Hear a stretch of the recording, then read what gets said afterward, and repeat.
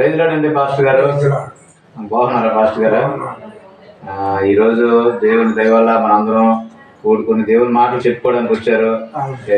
అయితే దేవుని మాటలు మీ సాక్ష్యం ఈ ప్రజలకి, ఈ లోకానికి, ఈ మరి దేవుని ప్రజలకి, అన్ని ప్రజలకి అందరికీ సరిపోయినట్టుగా నీ సాక్ష్యం, నీ మాటలు అన్నీ కూడా మరి మన యొక్క ప్రార్థనా పరిపేయటం ఛానల్ ద్వారా అందించాలని ఆశపడుతూ ఉన్నాము. నీ సాక్ష్యం ద్వారా అనేక మంది మరి పరివర్తన చెందాలని, రిపెంటెన్స్ పొందాలని ఆశపడుతున్నాం. అయితే మనం మాట్లాడుకునే ముందు దేవుని మాటలు మరి చిన్న రిక్వెస్ట్గా ప్రార్థన చేసుకుని స్టార్ట్ చేద్దాం. మహాదేవుడా, మహోన్నతుడా, మా గొప్ప దేవుడా, నీకు వందనాలయ్యా. భూమిని ఆకాశము సృష్టించిన దేవుడువు, నీకు అసాధ్యం ఏం లేదు ప్రభా. నీ నామల ఇద్దరు ఎవరు కొడుకుంటే వాళ్ళ మధ్యలో ఉంటున్నావు.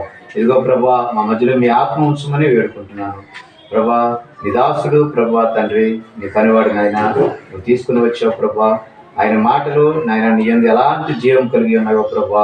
ఈ లోకానికి ప్రభా, సంఘానికి ఎటువంటి సాక్ష్యం అందించాలి ప్రభా. ఆయనలో ఉండి తమరు మాట్లాడి ఆయన మీరే ఘనత మహిమ ప్రభావం పొందుకోమని యేసుక్రీస్తు వారి పేరట చిన్న ప్రార్థన సమర్పించడానికి వేడుకుంటున్నాం తండ్రి. ఆమేన్.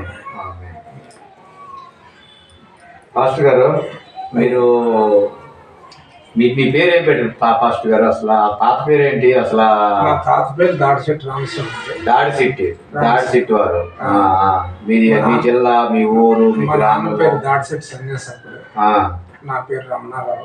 గట్టి మాట్లాడు పాస్టర్. నా పేరు రమణారావు గారు. మాది సింగవరం గ్రామం, మండలం. అచ్చా, విజయనగరం జిల్లా. అచ్చా, బాగానే ఉంది. అయితే ఇప్పుడు మీరు అసలు ప్రభువుని ఎలాగ అసలు ఎరిగారు? అసలు మీకు ఎలా తెలిసింది? అసలు అంతవరకు మీ పాత ఉద్యోగం ఏంటి? అంతకు ముందు ప్రభు గురించి ఏమి తెలియదండి. ఏం తెలియదు. మా తండ్రి గారు కొంచెం అస్వస్థతకి గురయ్యారు. సన్యాసప్పుడు గారు. అప్పుడు మేము మరి మా పూర్వీకులు పెద్దలు తలపెట్టినటువంటి కులాచారం, మతాచారం ఇలాగ అవలంబించేవారు. మా పెద్దలు మరి మా దేవతలు ఇలా అవలంబించేవారు. వాటిని అనుసరించి వాళ్ళు మేము కష్టకాలంలో ఎటు తోచని స్థితిలో మాకు ఒక దైవజనుడు సువార్తను అందించారు. ప్రభు కోసం చెప్పడం జరిగింది. అప్పుడు మేము ఏంటన్నామంటే, మాకెందుకండి, మాకు బోల్డ్ దైవాలు ఉన్నాయి, ఇలా ఉంది, మా పూర్వీకులు ఉన్నారు అని మేము బదులివ్వడం జరిగింది. సో అప్పటికి నేను నాటకాలు, డ్రామాలు, బుర్రకథలు, సాంఘిక నాటకాలు, తెలుగు ప్రోగ్రామ్స్, విప్లవ నాయకులతో తిరగడం, అవి ప్రదర్శన చేయటం, ఎర్రజెండా పాటలు పాడడం, అంటే ప్రజలను చైతన్యపరిచేవారు. అంటే ఇలాగా, అంటే అప్పుడు అంత అవగాహన లేదు, కానీ ఏదో అందరూ చేస్తుంటే అది మనం చేద్దాం అనేటువంటి తాపత్రయంతో దాన్ని కొన్నాళ్ళు కొనసాగించాం. సో అందులో తృప్తి గాని, శాంతి గాని, నెమ్మది గాని లేదండి. చాలా విరక్తి చెందాం. అయినప్పటికీ ఆ పరిస్థితిలో మా తండ్రి గారు 96లో చాలా అస్వస్థతకు గురయ్యారు. చాలా యాక్టివ్ గా ఉండేవారు. డాక్టర్ గారు దగ్గరికి తీసుకువెళితే ఆయన ఏమన్నారంటే, ఈయన గుండె జబ్బు వచ్చిందండి, ఎంతకాలం బ్రతకడు అని ఆయన సలహా ఇవ్వడం జరిగింది.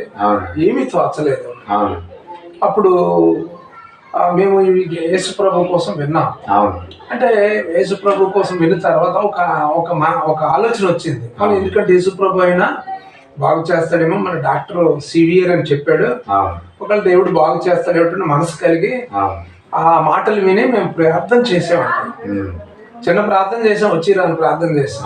వస్తే ఆటోమేటిక్ గా హీల్ అయింది. నాన్నకి ఆటోమేటిక్ గా స్వస్థ వచ్చింది. స్వస్థ వచ్చిన తర్వాత ఆయన మీద మనసు కలిగింది, దేవుని మీద మనసు కలిగింది. ఓ దినాన్న నేను అప్పుడు కొంచెం వైన దేశివ్వండి, కొంచెం లోక సంబంధమైన, శరీర సంబంధమైన కోరికలు, అలవాటులు ఇవన్నీ కలిగి ఉన్న వ్యక్తిని.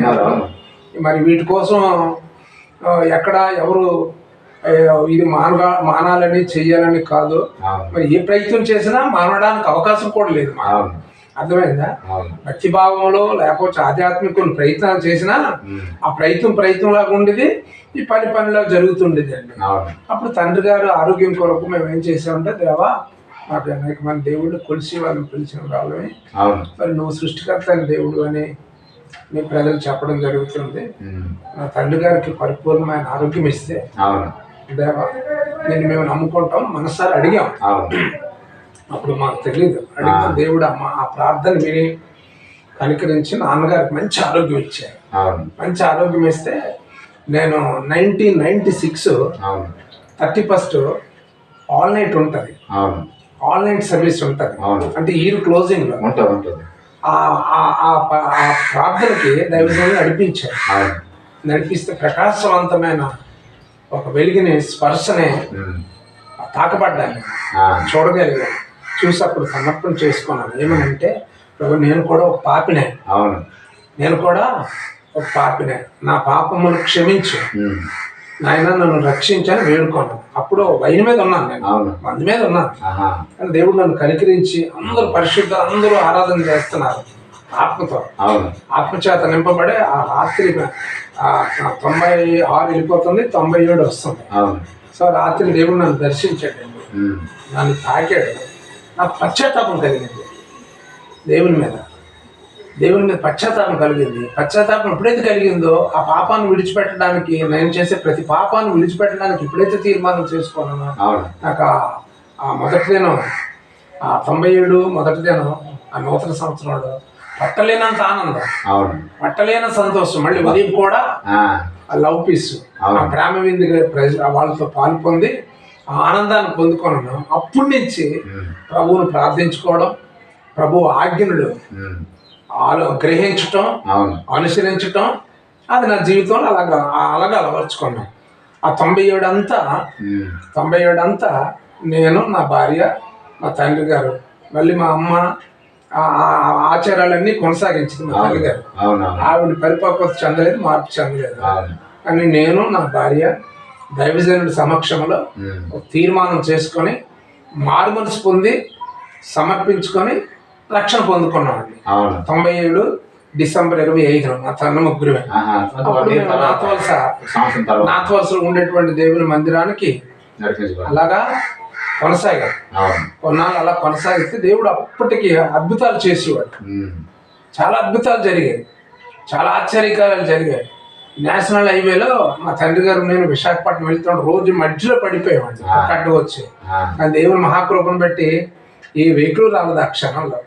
అలా లేచి మళ్ళీ అయితే ఇక్కడ పక్కకి దెబ్బ తగిలింది.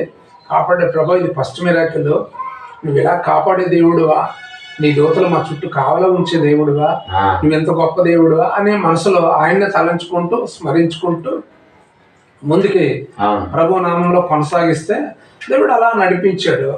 ఈ అద్భుతం ఏంటంటే వ్యసనాల నుంచి విడుదల కలిగిందండి. ఏమండి, నాకున్న వ్యసనాల నుంచి విడుదల కలిగింది, నాకున్న బలహీనతల నుంచి విడుదల కలిగింది. ఏమండి, మరి నేను టొబాకో బిజినెస్ చేసేవాడిని, పొగాకు వ్యాపారం. అది మాయ చేసి అమ్మాలి. తూసి అమ్మితే అది తడిపి అమ్మితే 1100 వస్తుంది, తడపకుండా అమ్మితే 900 వస్తుంది, 100 లాసే. మరి అది కవర్ అవ్వాలంటే తడపాలి, మత్తుకు తడపాలి, మరి మచ్చ వాళ్ళకి ఇలా ఇవన్నీ చేసేవాడిని. నా మనస్సాక్షి ఒప్పుకోలేదు ఇలా మాయ చేసి అమ్మడం ఆ వ్యాపారం. అయితే అప్పటికి 25 ఏళ్ళు ఆ వ్యాపారం చేస్తున్నా, జీవనోపాధి అది. ఏమండి, అది నా జీవనోపాధి, నా పోషణార్థం అది. సో ఆ ప్రభువుని అంగీకరించిన తర్వాత, మార్పు చెందిన తర్వాత నా మనసు అంత అంగీకరించలేదు. ఒక దైవజనుడు హెచ్చరించారు, దైవజనుడా, దేవుని బిడ్డడా, దేవుని కుమారుడా, నీవు మీరు అప్పుడు ఒక దైవజనుడు గద్దించాడు. విస్ఫూరితమైనటువంటి వ్యాపారం చేయకూడదు, అది దేవునికి ఆయాస్కరమైనది. ఆయన కొరకు నువ్వు విడిచిపెడితే దేవుడు పరలోక ద్వారాలు తెరిచి నిన్ను అభివృద్ధి చేస్తాడని ఎప్పుడైతే అన్నాడో 2.5 సంవత్సరాలు ఉపవాసం ఉండి ప్రార్థన చేశానండి. నేను 2.5 సంవత్సరాలు ఉపవాసం ఉండి ప్రార్థన చేశాను. నాకు జీవనోపాధి ప్రభా, మరి ఇది నీ నిమిత్తము నీతిగా బ్రతకాలంటే మరి నాకు ఏదైనా ఆధారం కావాలి కదా అని ప్రభు దగ్గర అడిగినప్పుడు ఆ వ్యాపారం నుంచి దేవుడు నాకు విడుదల ఇచ్చాడు. అప్పుడు ఒక 25,000 రూపాయలు నేను ఇవ్వాల్సినటువంటి సావుకారులకి బాకీ ఉన్నాను. మరి అది మానిస్తే ఇవతలు ఇచ్చింది రాదు, వాళ్ళకి నేను ఇవ్వలేను. ఎలా ప్రభువా, ఇప్పుడు నేను మానేయాలంటే ఈ వచ్చినా రాకపోయినా వాళ్ళకి బాకీ చెల్లించాలి కదండి. ఒకవేళ నేను ప్రభువు నమ్ముకున్నాను, నేను వ్యాపారం చేయను అంటే వాళ్ళు అవన్నీ వినరు. నువ్వు ప్రభుని నమ్ముకున్నావో ఎవరు నమ్ముకున్నావు మాకెందుకు, మా డబ్బు మాకు తీర్చని. ఈ పరీక్షలో దేవుని దగ్గర ఎక్కువ ప్రార్థన చేస్తే దేవుని కొరకు ఒక ద్వారం విడిచిపెట్టాను, 7 ద్వారాలు దేవుడు తెరిచాడండి. విడిచిపెట్టాను, ఏదో కొద్ది గొప్ప ఇవ్వాల్సింది ఇచ్చేసుకున్నాను, దాని నుంచి నాకు విడుదల వచ్చింది. అప్పటి నుంచి స్మోకింగ్, డ్రింకింగ్, ఇవన్నీ నీచమైనవన్నీ దేవుని ప్రభువుని నమ్ముకుని ఎన్ని సంవత్సరాల తర్వాత విడిచిపెట్టారు?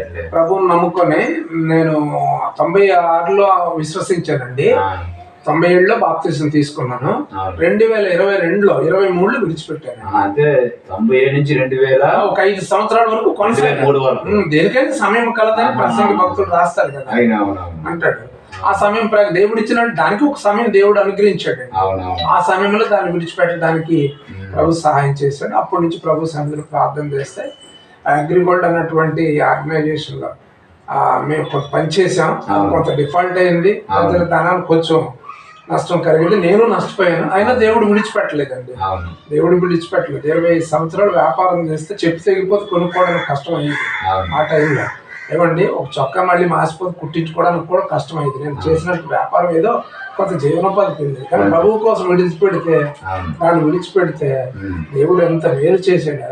అన్ని ద్వారాలు తెరిచాడు. అద్భుత ఆకాశ పక్షులని, సముద్రపు చేపలని, అరణ్య మృగములని పోషించిన దేవుడు నన్ను పోషించి చేశాడండి.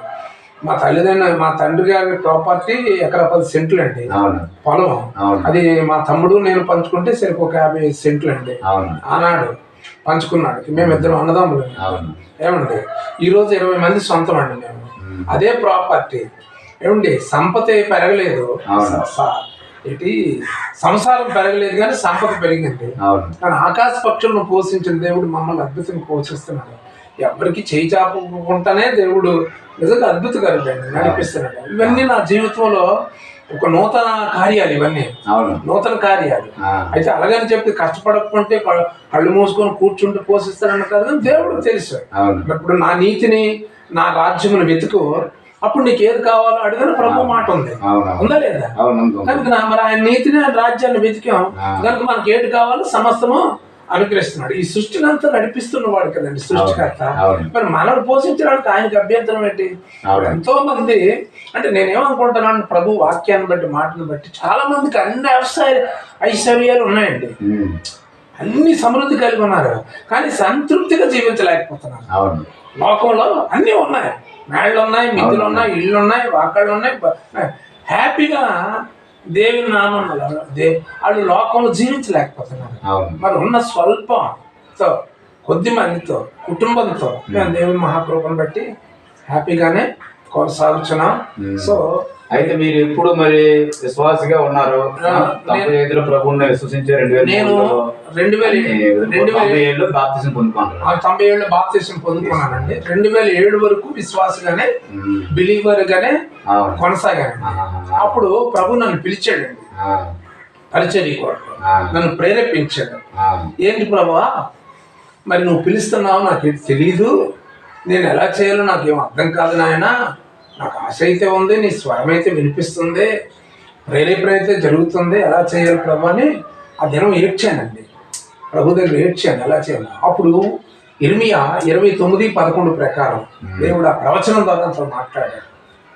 దేవుడు, నా కుమారుడా, రానున్న దినాలన్నీ క్షేమకరమైనవే కానీ హానికరమైనవి కాదు, సమాధానకరమైనవే కానీ సమాధానమైనవి కాదు అని ప్రభు నాతో మాట్లాడినప్పుడు నేను ముగ్గురితో మా ఇంట్లో మోకరించానండి. తమ్ముడు, పిన్ని కుటుంబం ఉంది, వారితో మా ఇంట్లో మోకరించాం.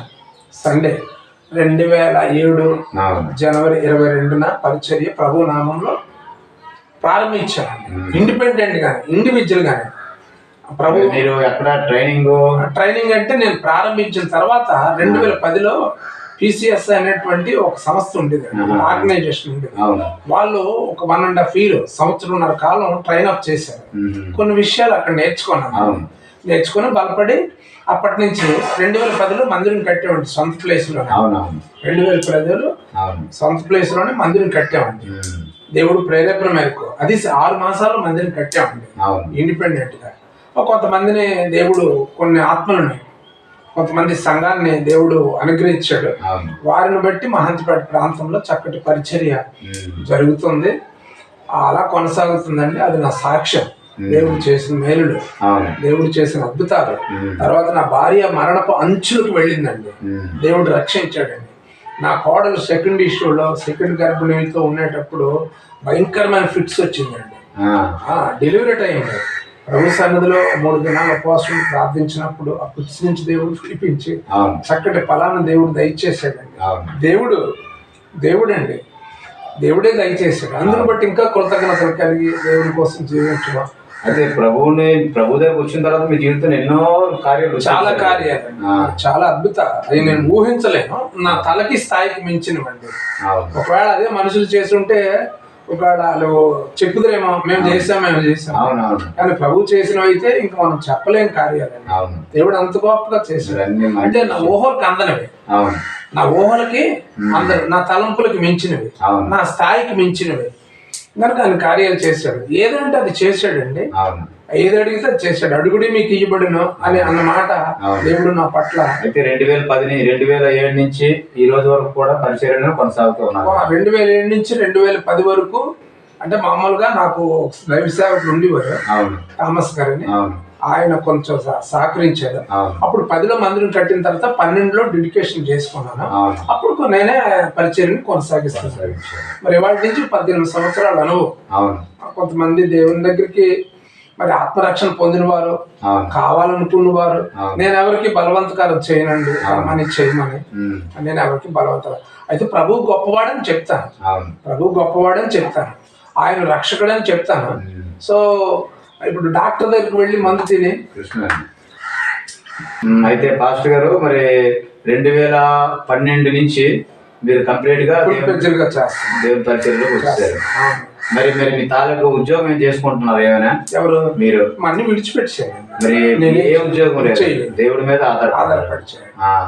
మరి అలాగా మీ పోషణ పాస్టర్ గారు మరి దేవుడే, ఆయన అనుగ్రహిస్తారు. ఏ పూట పూట పిల్లలు మరి టోల్ గేట్ లో వాళ్ళ మీద అవుతారు. మరి దేవుడు పోషిస్తున్నాడు. అవునంతే, పోషిస్తున్నాడు. సంఘానికి వచ్చిన వారు ఏదో మరి దేవుడు సంఘమే పోషిస్తున్నారు. సంఘం మరి కొంతమంది ఉన్నారు, వారు సహకరిస్తారు పరిచర్యలు.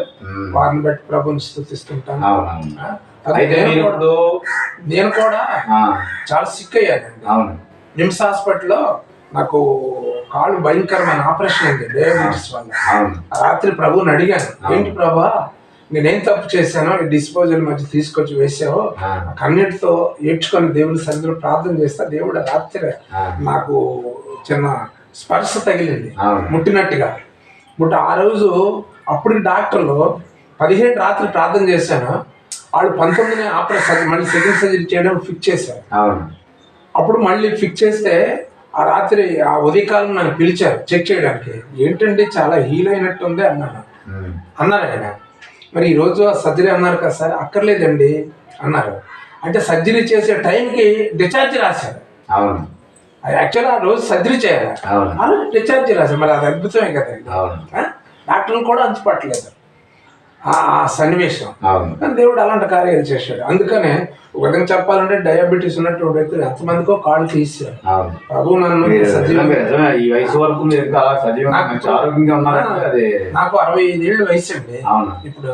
మరి 65 ఏళ్ళ వయసులో ఇంచుమించు 400 పైబడి ఉంటది. 300 నుంచి 400 డయాబెటీస్ షుగర్ ఉంటదండి.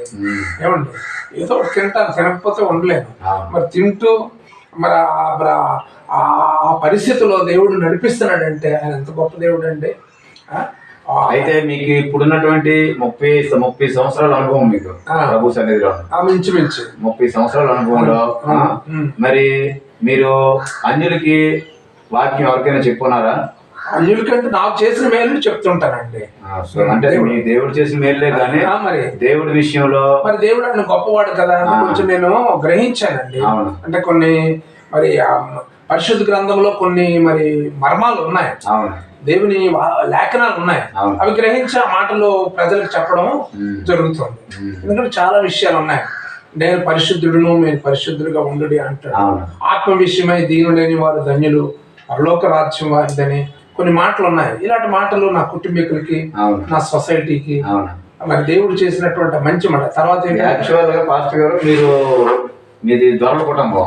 దొరల కుటుంబం అంటే ఫారెన్ దొరలు కాదండి. చూసి ఇక్కడ మన దేశంలో దొరలు అంటారు. తెలగ కులం. అవును, పెద్ద మరి ప్రభు కొరకు ఆ మాటలు సో ఒకటే. మరి దాంట్లో మీకు ఏమైనా అవాంతరాలు ఏమి ఎదురైనాయా? ప్రభుత్వం వచ్చాయండి, వచ్చాయి, అభ్యంతరాలు వచ్చాయి, ఆటంకాలు వచ్చాయి. ఎవరు అంటే కమ్యూనిటీ పరంగా వచ్చాయి, ఫ్యామిలీ పరంగా వచ్చాయి, సొసైటీ పరంగా. అప్పుడు మీరు ఏమైనా మరి వెనక్కి వెళ్ళే అవకాశం? నేను వెళ్ళలేదు. ఎందుకంటే వాక్యం నన్ను బలపరిచింది. రాజులు నమ్ముకుంటే, మనుషులు నమ్ముకుంటే కంటే యెహోవాను ఆశ్రయించటం మేలని వాక్యం కొన్ని వాక్యాలు నన్ను బలపరిచేయండి. ఇప్పుడు తర్వాత ఎందుకంటే కొంచెం అలాగా నిందించినప్పుడు, దేవుని మాటలు నా నిమిత్తము ప్రజలను మిమ్మల్ని నిందించినప్పుడు, మనుషులను మిమ్మల్ని నిందించినప్పుడు, హింసించినప్పుడు పరలోకమందు మీ పరమ అధికమవునని. మరి అలా నిందించినప్పుడు ఎప్పుడైనా మీరు గంతులేసారా లేదా దుఃఖించారా? దుఃఖించలేదండి, సంతోషించాను. ఆ మాటను బట్టి ఆ మాట అనేటప్పుడు కొంచెం దుఃఖం కలిగిందండి. ఆ మాటను చదివి గ్రహించినప్పుడు సంతోషం కలిగింది. దేవుని మాట బలపరిచిందండి.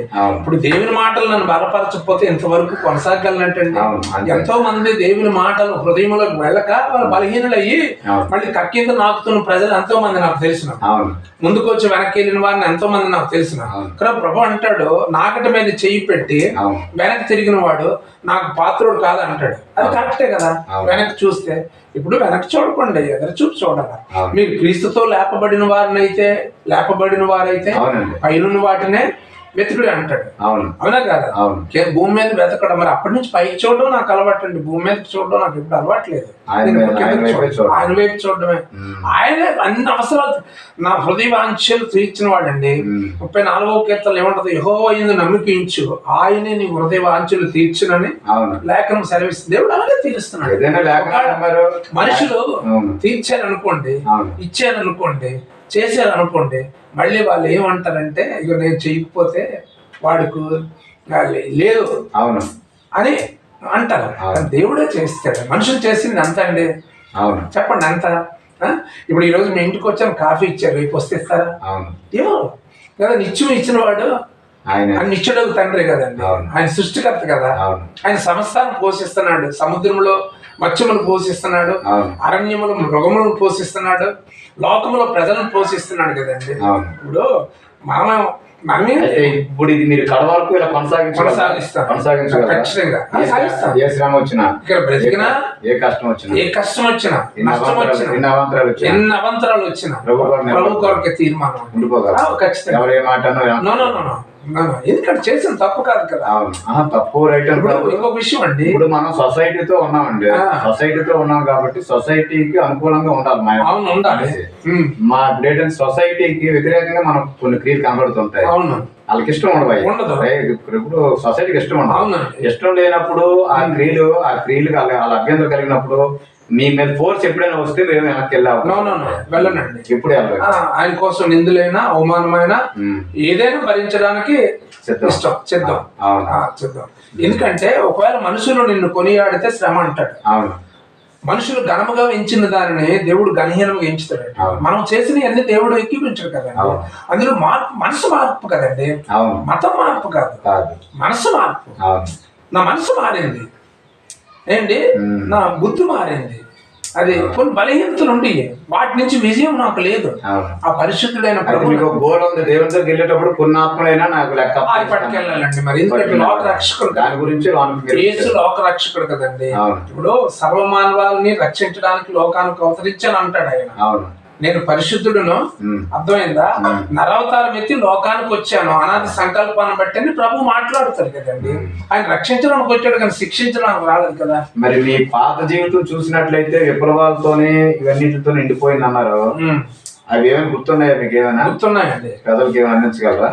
అవి అందించిన నాకు మాత్రం గుర్తున్నాయి. అంటే ఒక రెండు పాటలు ఏమైనా? నేను మరి గద్దర్ గారు పాడిన పాటలు అంటే నాకు చాలా ఇష్టం. పాడివ్వండి అప్పుడు, కానీ ఇప్పుడు పాడినండి. ఏదో ఇలాంటి సందర్భం వచ్చినప్పుడు పాడతాను. ఆయన పాట రైతుల మీద. ఎందుకన్నా కుమిలిపోతావు ఓ పేద రైత, బతుకులేదని చావబోతావు ఓ పేద రైత, నెత్తురేమో దారబోసి పత్తి గింజలు సీలు నాటి కలుపు తీసి మొక్కలేసి నల్ల రేగడ పొలం చేసావా ఓ పేద రైత, తెల్ల బంగారాన్ని తీసావా ఓ పేద రైత అని గదర్ గారు పాడాడు. నాకు చాలా ఇష్టం.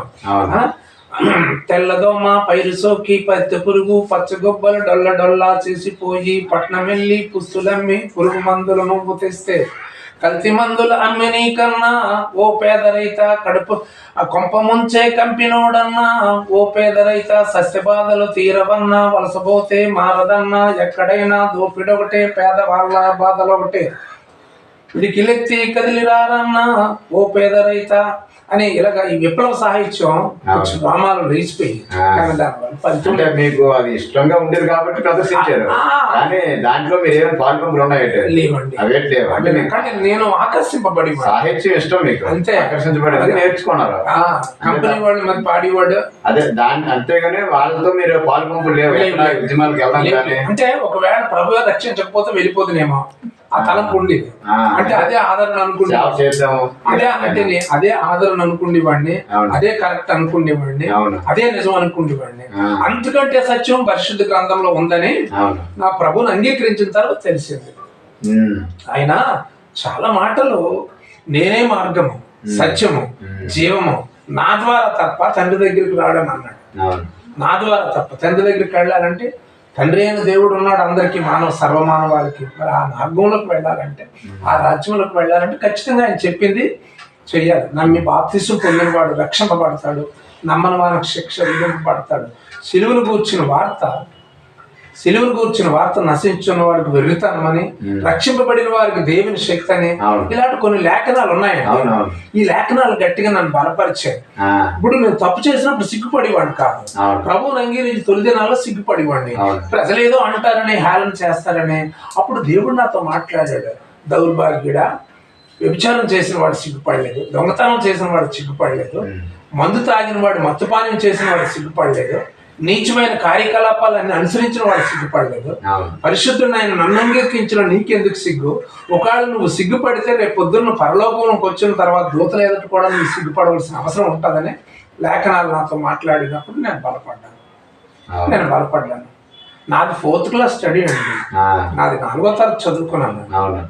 విలేజ్, కాలేజీ తెలియదు. కానీ దేవుడు గొప్ప జ్ఞానం ఇచ్చాడు. 4వ తరగతి 40వ తరగతి సమానంగా ఉన్నాడు. మరి ఏమో కానీ దేవుడు జ్ఞానం అంటే నేను ఎవరితోనైనా డిస్కషన్ చేస్తానండి. నేను క్వశ్చన్ వేస్తే ఆన్సర్ అడుగుతాను, లేదు వారు క్వశ్చన్ వేస్తే గుడ్ ఆన్సర్ ఇవ్వగలను నేను. మరి నా మట్టుకు నేను అధైర్యపడినా. ఇవన్నీ ఏంటంటే ఎంత విఐపితోనా మాట్లాడగలను. అవసరమైతే నాయకుల దగ్గరికి వెళ్ళి మాట్లాడతాను, అధికారుల దగ్గరికి వెళ్ళి మాట్లాడతాను. దేవుడు మరి ఆ చాతుర్యాన్ని ఆ జ్ఞానాన్ని దేవుడు నాకు అలాగని గర్వపడనండి. గర్వపడ ప్రభు మహిమ అనుకుంటాను. అజ్ఞానులు విజ్ఞానులు మార్చిన దేవుడు కదండి, బలహీనులు బలవంతులుగా చేసిన దేవుడు కదండి, వెంట మీద ఉండి దేవుడు పిలిచి ప్రధానంతో కూర్చోబెట్టి దేవుడు కదండి. అని గొప్పవాడు కదా దేవుడు, గొప్పవాడు. అదే ధైర్యం. ఇప్పుడు మనుషులు గొప్పవారిని పొగుడుతాం, మనుషులు గొప్పవారు కొద్ది కాలం ఉంటారు, తర్వాత వాళ్ళు కనిపించరు, వాడు నీడ వలె గతించిపోతారని వాక్యం సెలవిస్తుందండి కదా. మనుషులే అంటే మనుషులు గౌరవిస్తాను కానీ గొప్పవాళ్ళు అనుకోను. నేను గొప్పవాళ్ళు అనుకున్నాను, గొప్పవాళ్ళు చూశాను నా కళ్ళ ముందు. వాళ్ళు ఉన్నారు కొంతకాలం, తర్వాత ఏమైపోయారో తెలియదు. కానీ దేవుడు గొప్పవాడు అండి, అనంతుడు కదా. ఆది ఆయనే, ముగింపు ఆయనే కదండి. ఆయన ఎన్ని విషయాలు ఉన్నాయండి. అసలు ఈ జన్మ చాలదండి ఆయన కోసం జ్ఞానం చేస్తాయి. ఈ జన్మ చాలదు. అది దేవుడు నాకు ఇచ్చినటువంటి, నేను భయంకరమైనటువంటి మరి ఆచార్య గారు. సరే, బాగానే ఉంది. అయితే ఇప్పుడు మీ సాక్ష్యం దేవుని సన్నిధిలో చక్కగా మరి ప్రజలందరూ విన్నారు.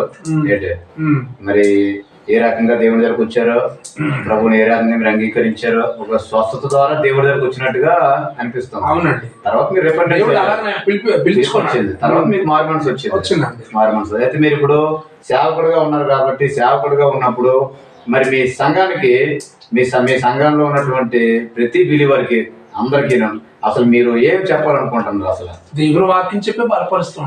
అదే దేవుని వాక్యమే. వాళ్ళే ఏ రకంగా వాళ్ళని దేవుని సన్నిధికి తీసుకెళ్ళాలి, ఇంకా ఎలా బలపరచాలి? ఇప్పుడు కొలసీలకు రాసినటువంటి పత్రిక 1వ అధ్యాయం 28వ వచనంలో మంచి మాట ఉంటదండి. తీస్తారు అది. అది కొలసీలకు రాసినటువంటి పత్రిక 1వ అధ్యాయము 28వ వచనంలో ప్రభులు వారు మాట్లాడతారు. ఆ మాట ప్రకారం వాళ్ళని బలపరిచి ప్రభు న్యాయపీఠం దగ్గర వాళ్ళని సిద్ధపరచాలని నాకు తాపనండి. ప్రతి మనుషులకి క్రీస్తునందు సంపూర్ణంగా చేసి ఆయన ఎదుట నిలవబెట్టవలనని సమస్త విధములైన జ్ఞానంతోనూ మేము ప్రతి మనుషునికి బుద్ధి చెబుతూ ప్రతి మనుషునికి బోధిస్తూ ఆయన ప్రకటించున్నాము అంటది వాక్యం. ప్రతి మనిషిని ఆయన ఎదుట నిలవబెట్టాలి కదా, పరిపూర్ణుడిగా నిలవబెట్టాలి కదా. అందుకని పరిపూర్ణుడిగా అపరిపూర్ణుడిగా ఉండకూడదు. అలాగైతే నశించిపోయే ఆత్మ విషయమే ఒక సేవకునిగా నేను బాధ్యత వహించాలి కదా, నేను ఉత్తరవాదన అవుతాను. అందుకని కొంచెం మరి ప్రభు చెప్పినటువంటి హెచ్చరికలు కొలసీలకు రాస్తున్న ఆ మాటలు నేను వాళ్ళకి అందిస్తాను. అంటే ప్రభు నమ్ముకున్నటువంటి పరిపూర్ణంగా చేయాలి. వాళ్ళకి వచ్చినటువంటి విశ్వాసాన్ని సంపూర్ణంగా అదే మీరు ఎంతవరకు ప్రయత్నం చేస్తుంటారు? నేను ఇప్పుడు ప్రార్థనా పూర్వకంగా సిద్ధపడతానండి. ఆ విషయాలు ప్రార్థనా పూర్వకంగా వాళ్ళు కూడా యాక్టివేట్ చేస్తుంటారు. వాళ్ళు కూడా రిపెంటెన్స్ ఇస్తుంటారు. ఆ రకంగా దేవుని రాజ్యం సిద్ధపరుస్తాను. ఏదైనా మీ ప్రయత్నం మాత్రం మీరు దేవుని రాజ్యం దేవుని రాజ్యం కట్టబడ్డానికి. ఏంటి దేవుడు లేకపోతే మనం లేవండి. దేవుడు ఉన్నాడండి, ఉన్నవాడు. మోషే అడుగుతాడు, అయ్యా నేను భక్తివాడిని, నేను వెళ్ళిన ప్రజల దగ్గరికి నా మీద తిరుగుబాటు చేస్తారంటే నువ్వు అలా నిలబడి చూడు అంటాడు. అర్థమైందా? నోరు ఇచ్చిన వాడు నేనే, కళ్ళు ఇచ్చిన వాడు నేనే, చెవులు ఇచ్చిన వాడు నేనే కదా అంటాడు. దేవుడే కదండి. మీ గ్రామం మీద మీకు ఏమైనా భారం ఉందండి? భారం ఉంది. సొంత ప్రజలు రక్షింపబడాలని, నా కుటుంబీకులు రక్షింపబడాలని ఆ భారం నాకు ఉందండి. ఉంది, చాలా ఉందండి.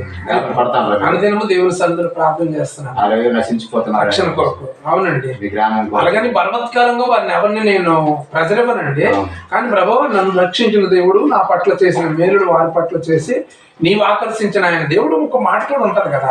ఇప్పుడు మనం పిలిస్తే ఎవరు వచ్చిరండి, నన్ను పంపిన తండ్రిని ఆకర్షిస్తే కానీ ఎవడు నా యొద్దకు రాడని వాక్యం. ఆయన ఆకర్షించారండి. ఆయన విజ్ఞాపన చేయడం మనవంతో, ఆకర్షించడం ఆయనంతో. నేను వెళ్ళి బలవంతగా మార్చుదాము, బలవంతగా తీసుకొచ్చి కూర్చోబెడదాం అంటే అలాగే బోల్డ్ మంది బంధువులు ఉన్నారండి. ఎవరు రారు, వచ్చినా ఉండరండి. ప్రభు ఆకర్షించుకోవాలి. అందుకు ఆ భారం నాకు ఉంది. దేవుని సన్నిధిలో నేను ప్రార్థన. చాలా బాగుంది మీ సాక్ష్యం. అది 2వ ఎపిసోడ్లోకి వెళ్దాం. చిన్న ప్రార్థన చేద్దాం. స్తోత్రం ప్రభువా, వందనాలు. ఇంతవరకునైనా మీ దాసుల ద్వారా అనేక మాటలు ఈ ప్రపంచానికి అందించినందుకు నీకు స్తోత్రాలు ప్రభా. మాటలు ప్రతి ఒక్కరిని కూడా నాయన దీవించు, ఆశీర్వదించు, మారుమనసు పొందే భాగ్యము, రక్షణ భాగ్యం దయచేయండి ప్రభా. మనందరినీ కూడా దీవించి ఆశీర్వది మహిమార్థమే వాడుతుంది. యేసుక్రీస్తు వారి చిన్న ప్రార్థన సమర్పించాడు వేడుకుంటున్నాం తండ్రి.